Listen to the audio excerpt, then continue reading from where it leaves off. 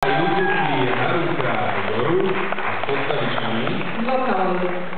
poklad.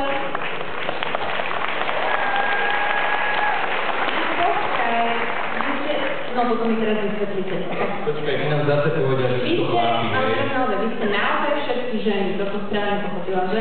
Dobre, a teraz tie postavy, ktorí sú muži? Ale nevyzerajú. Takže zase sú to muži, ja som to vedel. Ale asi nenávidím. No a ešte mi skúste vysvetliť, že ako to teda ten vokaloidom je? Ja som žena. Táto je iné. No tak ako to je s tým vokaloidom? Čo to teda vlastne je? No, je to vlastne program, ktorý má hlas. Naťuhnutý, naspieva vám to. V súčasnosti 33 hlasov a my sme 4 37 hlasov? Čo to vyrába? Dosť veľa firiem.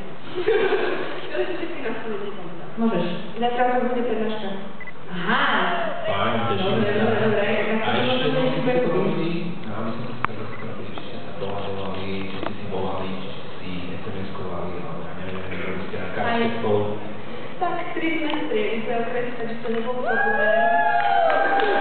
Je to fajn. A iba teda Lukáš, je to vždy sa malo. Zase to dievča, ne? Babi, ja som jednu otázočku na to, lebo toto sa mi veľmi páčilo, tieto detaily. Sú už nemalované? Áno, malované. To je krásne. Každé svoje, hej? Zdravím vás vás. Tancovala. Ale stačí aj ten mikrofón do potom. Tak hovorím, vieš. Ja to vidím.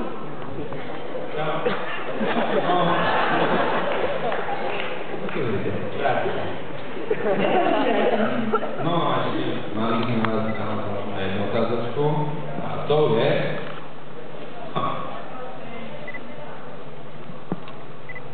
Chcete vyhrať? Myslím, že na to nemáme, ale tak sme radi, že sme to skúšali. A tak ešte raz. To nie. Spýtaj sa druhý. Chcete vyhrať? Tak si to dalo, tak určite. Počkaj, nie. Chcete vyhrať?